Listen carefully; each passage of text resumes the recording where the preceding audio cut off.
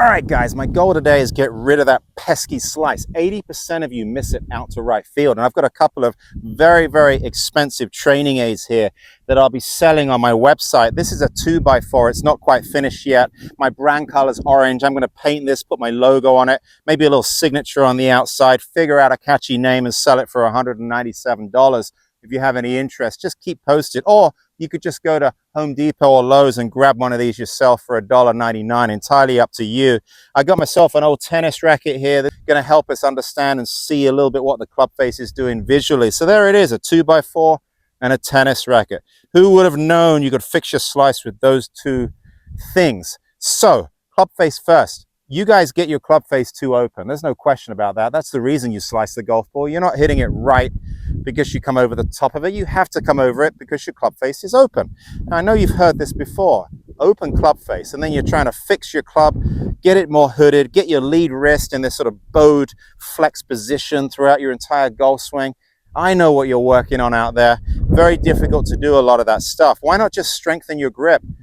Get it more in the fingers and less in the palm. Get your knuckles more on top of the golf club, right? Why not change your grip? It's your only contact to the golf club, your hands. So why not do that, guys? If you're slicing, go ahead and get that lead hand more on top. Get the V out to the right over here towards your shoulder.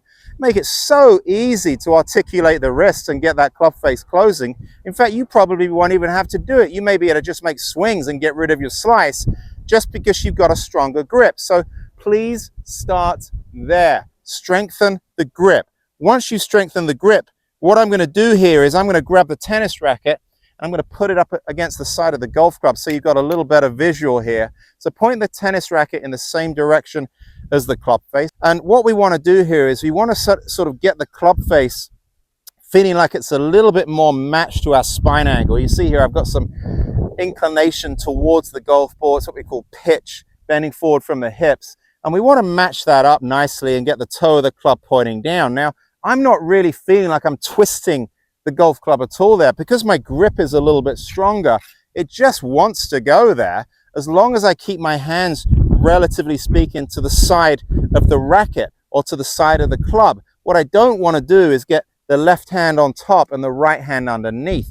We don't want to roll the club open in the first move away because not only does it get the club face open, but it also generally drags the club around the corner. So now we've got this flat swing that turns into a vertical swing on the way down. So you open the club face early, you come over the top of it late. So make sure that when you take that club back, guys, the toe of the club is tipping forward just a little bit more. And then what I like to feel is I like to feel like I'm presenting the face of the racket a little bit more to the sky. Okay, so when I look back here, again, I'm not doing anything crazy with my lead hand. I'm not bowing it into a Dustin Johnson position back here, but I'm going to feel like I kind of take the racket and from here, I'm going to point the racket a little bit more up towards the sky. And you can see if I do that, the club face is also up towards the sky. One is synonymous with the other. So it's a tremendously helpful image. It's a lot harder to look at what the club face is doing on the golf club than it is what the face is doing on a racket. So just grab one. See if you can get yourself a tennis racket and work on this. So there it is. So we're going to go 1.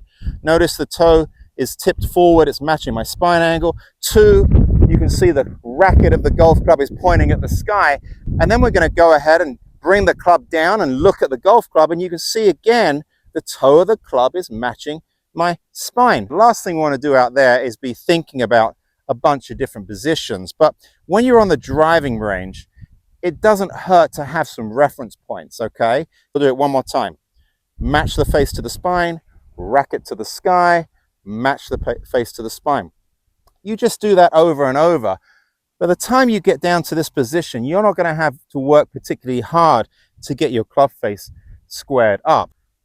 Conversely, if you're back over here, racket to the sky, okay, you see the face is nowhere near matching my spine angle, and then I go here and the toe of the club's pointing down, the racket's not pointing to the sky at all, and then you come back down here again, you can see how open the racket is, how open the face. You know, from there, the problem you've got is you're going to have an unbelievable rate of closure, an ROC, guys, rate of closure, in order to square the club face up. It's going to require way too much speed right at the very last minute to close the face. You're not going to close it, and then you're going to defer to your body to work even harder. And that makes it really, really difficult. So those are 3 really good reference points. 1, 2, 3. You can do that. I know that you can. And then what you want to do here is you probably just want to hit a shot. Just a nice little shot. I'm not going to use my 2x4 just yet. I'm just going to go ahead and set up to it. And then I'm going to swing at a speed that I can feel. And that's the big challenge here. You've got to swing at a speed that you can feel. If you swing too fast, what tends to happen is you're going to have what we call blind spots. Blind spots are just simply when you're swinging at a speed that you can't feel. If you're swinging at a speed that you can't feel, you're wasting your time. So go through these positions a little bit like drawing by the dots, right? 1, 2, 3, okay? 1, 2, 3. Initially, you're going to feel like a robot, but that's okay. We've got to get these positions right. So we're going to go 1, 2, 3, and that's it. Don't worry about the release. Don't worry about your finish position. Don't worry about trying to do anything with your hands through impact. Just focus on getting the club face oriented, more closed in these 3 positions, okay? I'm going to go ahead and hit a little one here. So 1, 2, 3. And I just hit like a little powder draw out there about 60, 70 yards with a 7-iron, and that's what we're looking to do. Very straightforward stuff, okay? Now, this is the fun part. Once you start to get that club face squared up, you're not going to see the ball going right anymore. I can pretty much guarantee it. You're in here, it's going right. You're in here, it's definitely not. What we want to do at that point is we want to create a new pattern with your path, at least the direction you're swinging the golf club. And what you're used to doing, guys, is spinning, okay? You're used to spinning your body as you change direction in order to not miss it right. Well, that makes sense, right? If your club face is wide open at the top and wide open as it's starting down, you can see that club face is really, really open. I'm going to have to work really hard with my body swinging left in order to not miss it to the right, okay? So what's happening is you're facing the ball very, very early on in the transition. When you start your downswing, you're turning back towards the golf ball. The arms in the golf swing follow the path of the shoulders. So what we've got to do essentially is slow down the rotation of your body. Slowing down the rotation of your body is going to allow your arms to work down as opposed to out. And remember, the arms, guys, control the verticals in the golf swing, a little bit like an elevator in a building. It's a marriage between the arms dropping and the body turning. The body controls the horizontals, the arms control the verticals. You slicers out there, okay, you don't have any verticals in here, okay? Your arms aren't dropping. What you're doing is you're spinning and exiting miles to the left. You hookers, of course, you keep your body too closed as you come into impact. That club gets way too far behind you, so you've got too much vertical in your golf swing and you don't have enough horizontal. So it's really trying to sort of blend the 2 things together. That's what we need to do. So what can we do? What we can do is we can take our 2x4 and we want to point the 2x4 about 10 degrees to the right of our intended target. And what I mean by that is you never want to aim or align outside a green or a fairway. I don't care what type of shot you want to hit. But what we're going to do here is we're going to set this up to the right side of a green. Okay, so picture a green and set this up to the right side of that green, okay? And then what we're going to do, guys, is we're going to start to swing the golf club in that direction. We're swinging in the direction out to the right as opposed to swinging miles to the left. Put your golf ball up here against the 2x4. You want about enough room to slide another golf ball right in here between the ball you're hitting and the 2x4. So we're going to go ahead and set it up this way where it's slightly inside the board. And you'll notice that if I spin from the top, I'm going to come over it this way and I'm going to strike the top of the board. Now listen, I've done this hundreds and hundreds of times. The club essentially just bounces off the board and it gives you that feedback, which is really, really good. So what we've got to do here is we've got to make sure that when we start our downswing, we keep our back to the target. My chest feels like it's facing you, okay? I'm not turning my chest immediately back to the golf ball. So by the time I make contact, the objective here is almost to imagine that this 2x4 is a wall, okay? And you're facing the wall. And when I strike the golf ball, you slicers, unfortunately, you're not facing the wall. Your shoulders are very, very open, okay? You're turned away from the wall too far to the left. So what we want to do here is keep the back to the target as the arms drop. There's my elevator, right? From the 6th floor down to the ground floor. My upper body's still facing you. And at this point, I can start to unwind my body. And you can see I'm starting to turn my body into the back of the golf ball. And that's how we get that body dynamic working. We don't want to be turning our body, guys, from here, okay? We want to be unwinding that body and turning into impact from down in here, okay? When that club's returned to about waist high, that's what we call P6.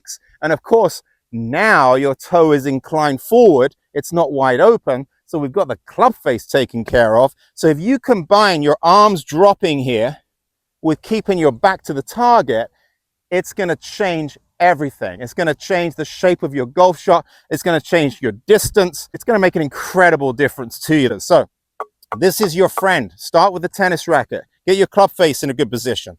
Remember, don't swing at a speed faster than you can feel. Back to the target. Definitely stalling the spin phase in my golf swing. You can see here, I'm spinning way later than I normally would. I'm normally spinning from up here. And then as I make contact, I really want to feel like my upper body, guys, is facing forward. Okay, so I'm going to go to impact and stop. There's my club face, okay? And then when I strike the golf ball, I really feel like I'm facing a wall in front of me. Don't get consumed with getting really, really open at impact, especially with your pelvis and your hips. Unless you've got tremendous mobility, trying to turn your hips is going to lead to a lot of early extension, okay? It's going to cause you all sorts of trouble. So if you're a slicer, the last thing you want to be trying to do here is open your body more, because you don't have the ability to separate your upper and lower body segments. So what's going to happen is your upper body, unfortunately, is going to move in the same direction as your lower body. And that doesn't work, all right? So again, keep it real, real simple here. I'm going to go ahead and hit my little trap draw. I'm lined up to the right side of the green. Make sure my club face isn't getting open. And then I'm going to keep my back to the target. And let's hit a little draw. Oh, it started just a little right. It's turning over. It's right on the middle of the green. Couldn't be happier with that. So that's how you want to go ahead and change from outside in with an open face to inside out with a closed face. But it starts with the club face first. So go through the drills. Orient the club face. Use a tennis racket. Wonderful visuals. Once you get your tennis racket good, grab your really expensive training aid here. Put that on the range. Align it to the right. Go ahead and set up. Continue to work on your club face. But let's keep that back to the target as long as possible. You keep that back to the target, your arms drop. It's going to make a world of difference. I guarantee you, you're going to get rid of your slice if you do this. Have fun.